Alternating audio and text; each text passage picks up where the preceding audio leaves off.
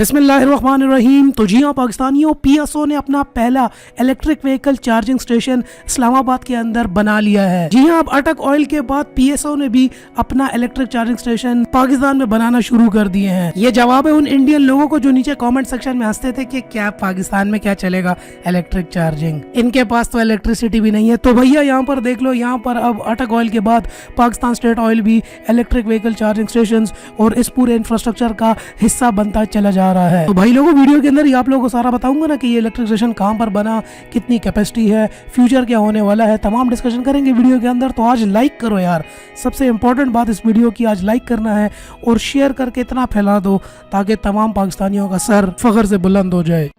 Subscribe करें टेक.pk YouTube channel को और साथ में इस बेल के आइकन को दबा दीजिए मेरी वीडियो सबसे पहले हासिल करने के लिए।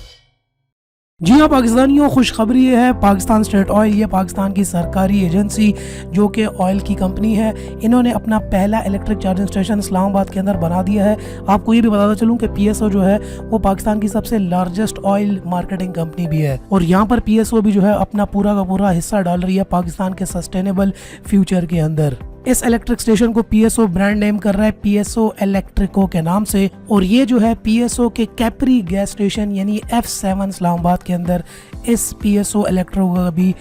इनॉग्रेशन की गई है। यहाँ पर जो फेडरल मिनिस्टर है पावर ऑफ पेट्रोलियम के मिस्टर अयूब खान और साथ ही साथ जो स्पेशल असिस्टेंट है प्राइम मिनिस्टर के ऑन पेट्रोलियम नदीम बाबर, ये दोनों चीफ गेस्ट थे इस पूरी की पूरी इनॉग्रेशन सेरेमनी के अंदर। और मिस्टर उमर अयूब खान ने यहाँ पर पीएसओ की जो मेहनत है और इन सारी एफर्ट्स को यहाँ पे बड़ा इसको पजीराई उसकी की, बहुत ज्यादा यहाँ पर पीएसओ की एफर्ट्स की इन्होंने यहाँ पर तारीफ की। मिस्टर उमर अयूब का साथ में ये भी कहना था कि पाकिस्तान को एनवायरमेंटल प्रोटेक्शन के जितने भी चैलेंजेस हैं उनको फेस करना पड़ेगा और इलेक्ट्रिक टेक्नोलॉजी जो है, ये सारा का सारा इंफ्रास्ट्रक्चर जो है, ये एक बहुत की रोल प्ले करने वाला है इस पूरे एनवायरमेंटल और सस्टेनेबल फ्यूचर पाकिस्तान को बचाने के लिए। क्योंकि गाड़ियों से होती हैं बहुत ज़्यादा एमिशंस और ये सारी की सारी जाके करती हैं एनवायरनमेंट को ख़राब, जिसकी वजह से जो फ्यूचर के अंदर एक बहुत बड़ा चेंज आने वाला है दुनिया के अंदर एनवायरमेंटल इम्पैक्ट्स का, उससे जो है कम से कम पाकिस्तान अपने आप को किसी हद तक बचा पाएगा। इंपॉर्टेंट बात यह है कि जो ये पूरा का पूरा चेंज आएगा, पाकिस्तान उन बदनसीब मुल्कों में से होगा जो कि एनवायरनमेंट चेंज से सबसे ज़्यादा इफेक्ट होंगे।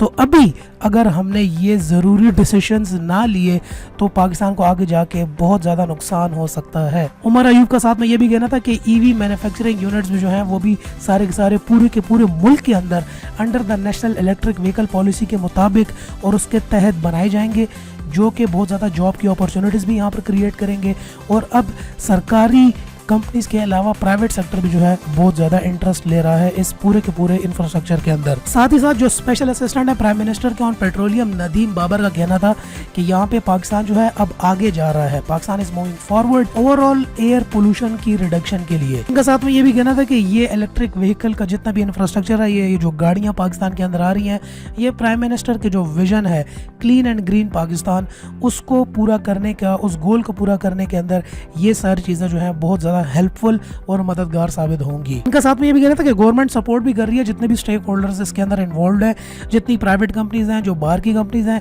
गाड़ी बनाने वाली कंपनीज हैं, या फिर इलेक्ट्रिक इंफ्रास्ट्रक्चर के जो ये इलेक्ट्रिक स्टेशंस हैं ये वाली कंपनीज हैं, साथ ही साथ जितने भी बैटरी की कंपनीज हैं, मतलब जितने भी स्टेक होल्डर्स इन्वॉल्व हैं, गवर्नमेंट उन सब के साथ नेगोशिएट कर रही है, बातें कर रही है, सपोर्ट भी कर रही है ताकि पाकिस्तान के अंदर इस इलेक्ट्रिक कल्चर को बहुत ज्यादा फरोग दिया जाए। तो पाकिस्तानियों, ये काफी अच्छी बात है कि अब पाकिस्तान के अंदर भी अब इंफ्रास्ट्रक्चर बनना भी स्टार्ट हो गया है और वो तमाम लोग जो कि हंसते थे पाकिस्तान के ऊपर कि यहाँ पे क्या इलेक्ट्रिक गाड़ियाँ चलेंगी, अपनी बिजली तो पूरी नहीं हो रही, उनको अब ये हमारा ख्वाब